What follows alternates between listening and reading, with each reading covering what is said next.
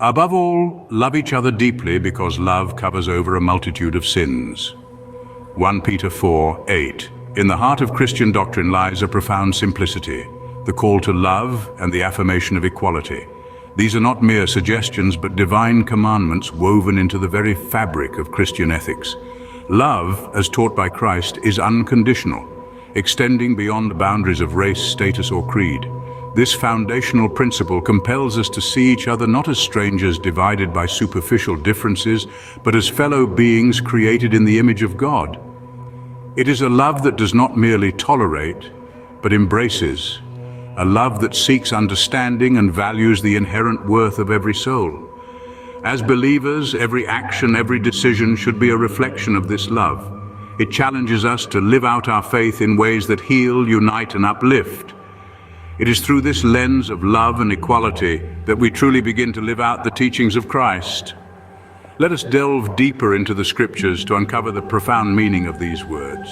There is neither Jew nor Gentile, neither slave nor free, nor is there male and female, for you are all one in Christ Jesus. Galatians 3:28. When the Apostle Paul penned these words to the Galatians, he was not merely crafting a sentence. He was setting a cornerstone for a new edifice of human relations.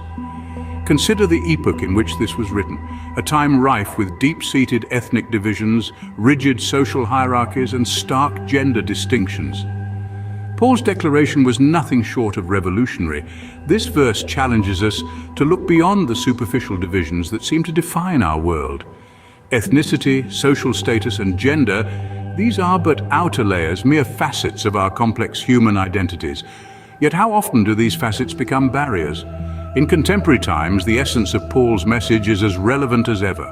Around the globe, societies grapple with issues of racial inequality, economic disparity, and gender discrimination. The call of Galatians 3:28 is a beacon of inclusivity in a world that frequently seems to underscore differences rather than celebrate commonalities. Let us break down these barriers one by one. Ethnicity should enrich, not divide. Our diverse backgrounds offer a tapestry of perspectives that can enhance our collective human experience. Social status should not dictate dignity. Every individual, regardless of economic standing, deserves respect and opportunity. And gender, this should be a source of strength and diversity, not inequality. By embracing these principles, we align ourselves not just with a moral ideal, but with a divine vision. The radical nature of Paul's words invites us to transform how we interact with one another. It calls for a love that transcends and a unity that uplifts.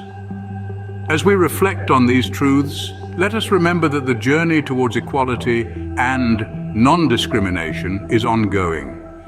Each step we take in love and understanding brings us closer to the realization of a community that mirrors the unity described in Galatians. In Christ's vision, love knows no bounds, and neither should ours.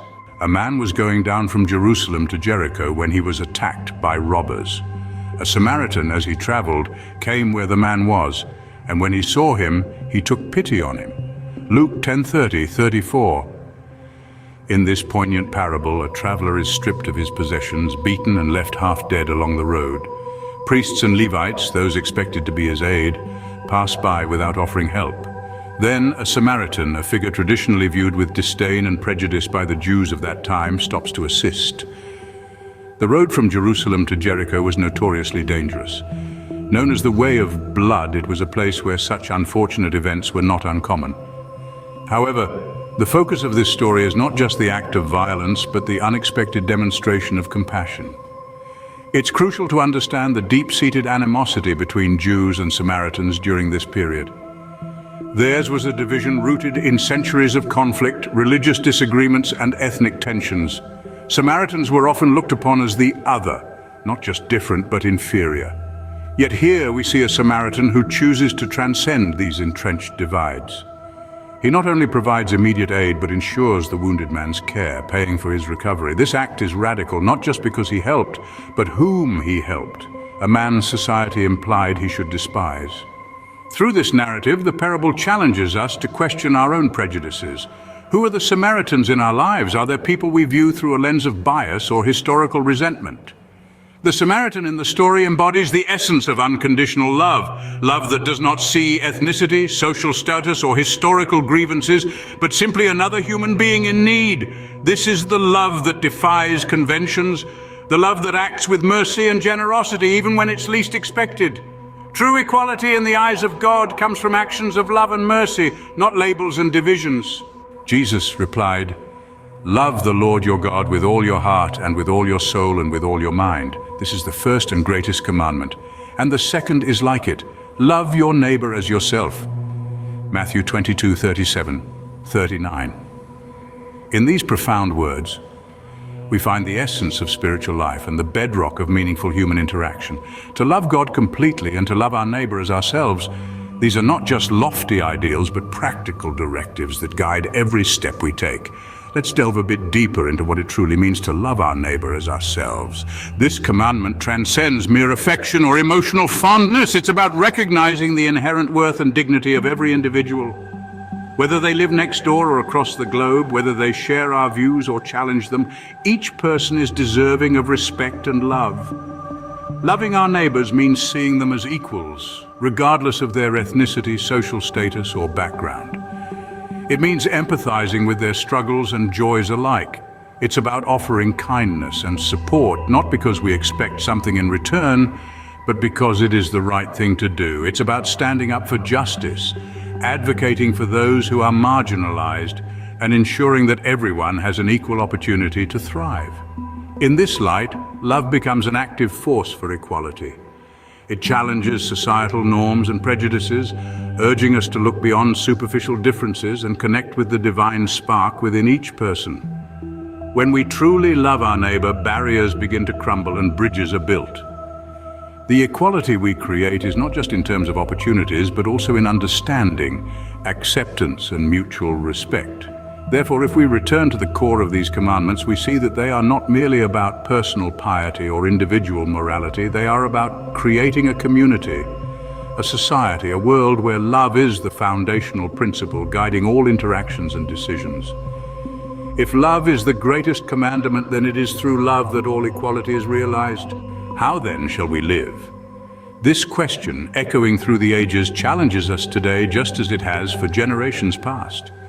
In a world brimming with diversity yet riddled with disparities, the biblical teachings of love and equality offer not just solace but a blueprint for action.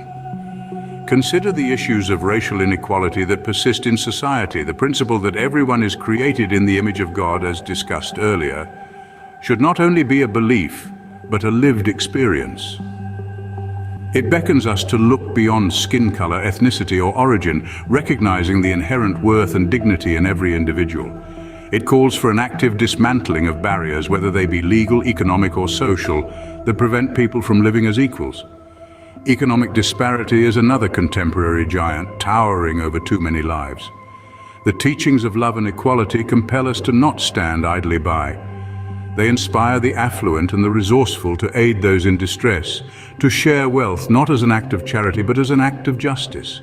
It is about creating opportunities for all to thrive, ensuring that the economic systems in place do not favor the few but are equitable for all. This could mean supporting fair trade, advocating for livable wages, or simply choosing to invest in local communities. And when we speak of social justice, it's about embodying the spirit of the Good Samaritan. In every interaction, it's about not walking by on the other side of the road when we witness injustice. Whether it's standing against discrimination, supporting educational initiatives, or participating in community dialogues, these actions forge paths toward a more just society. These steps, though they may seem small or incremental, are the very essence of living out the biblical commandments of love and equality. They are what can turn the tide slowly but surely towards a more compassionate and equitable world. Each step taken in love is a step towards a more equal world. As we have seen, the scriptures are clear and compelling. Throughout our exploration, verses like "Love your neighbor as yourself" and the parable of the Good Samaritan have illustrated profound truths. These passages don't just belong to the past. They are beacons for today, guiding us on how to live and interact in a world rich with diversity. The message is unmistakable. Love transcends boundaries, and equality is not just a concept, but a divine command. It's a call that does not grow fainter with time, but grows more urgent with every passing moment in our interconnected world. Now, the onus is upon us. Let this not merely be a moment of reflection, but the beginning of transformation. Engage actively in your communities. Reach out across divides with open hands and hearts. Let every action you take be infused with the spirit of love and equality. Let us walk forth armed with love and the pursuit of equality, for faith by itself, if it is not accompanied by action, is dead. James 2:17.